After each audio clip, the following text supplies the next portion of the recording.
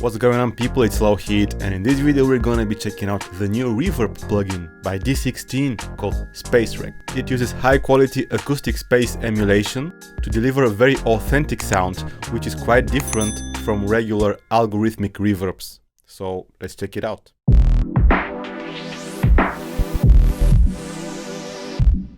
By the way, this is not a sponsored video, although Plugin Boutique did provide me with a license for Spacerek.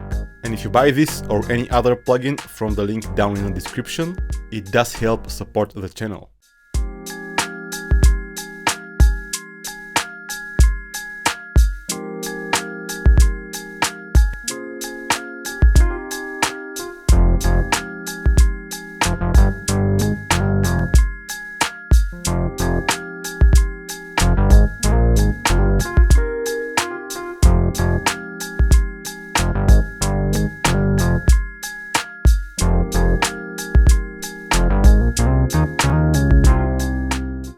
You can open the preset browser by clicking here, and as you can see, the presets are divided by the size of the room that they're emulating and their brightness. The size of the room is actually determined by the reverb model, which can be set by clicking anywhere on this screen here. In fact, all the settings that you see in the reverb model screen are not modifiable. They're dependent on which reverb model you choose. And as you can see, it emulates the mic setup and where the speakers are positioned in this virtual space that they're emulating. So let's browse a couple of presets now, maybe go to the larger ones.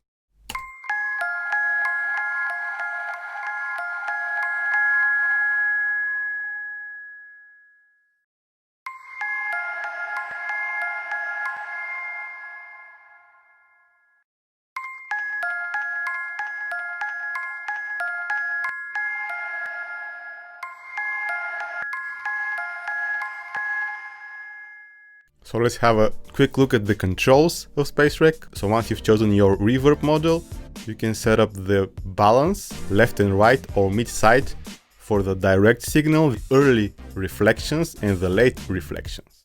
So if you're using a reverb model that the mic setup is left and right, you can pan them left and right. And if you choose a mic setup where they are recorded in a mid-side configuration, let's for example choose the cathedral.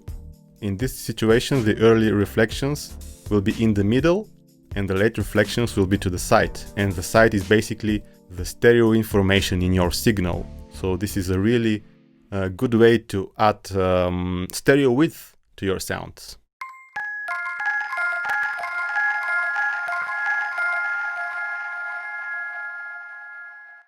As you can hear, there is a bit of an echo going on in the signal. This comes from the early reflections. So if you don't want that, you can turn these down.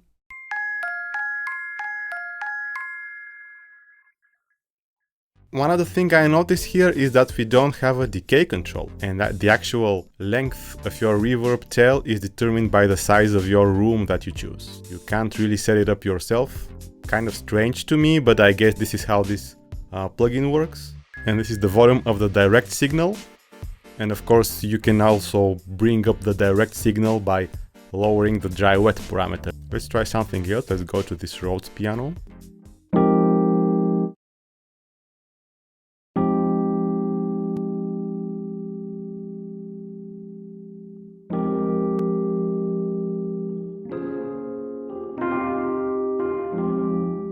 Really smooth and realistic sounding. You can also add some pre-delay to the early reflections and the late reflections. So this will make the reverberation actually occur a bit later with a bit of delay. And when you actually change these parameters, you get the pitching effect similar to a tape delay unit.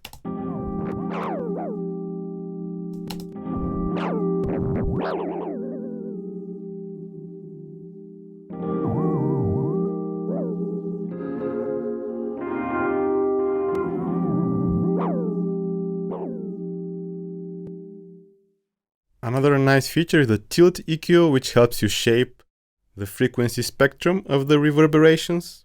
So it's basically, I think it's similar to a bandpass filter, although not exactly the same. Let's try another preset.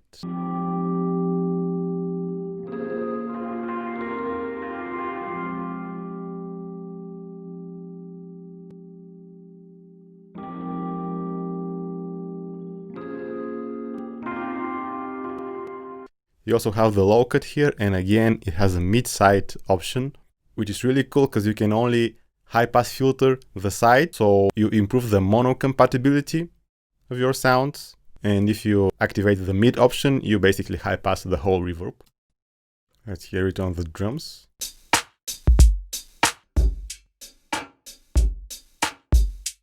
Sounds really cool for drums if you choose some of the smaller rooms.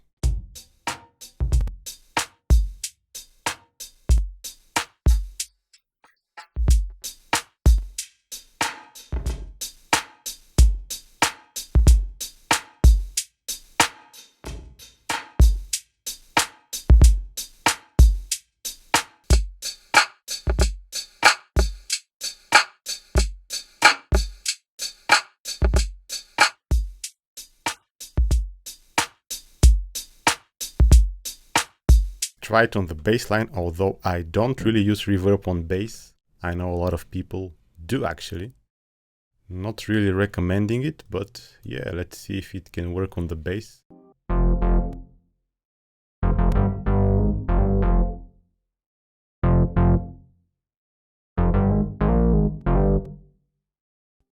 So what's my final verdict? Great sounding reverb, very authentic sounding, and really smooth sounding, great for mixing. What I don't really recommend it for is if you want to use a reverb plugin to add some vibe, to add some character to your instruments. It's not really all that great for this. Maybe check out D16's other reverb called Reverb 2, which is a regular algorithmic reverb. Very good quality as well. So yeah, that was all for this video. Hope you enjoyed it, and see you in the next one.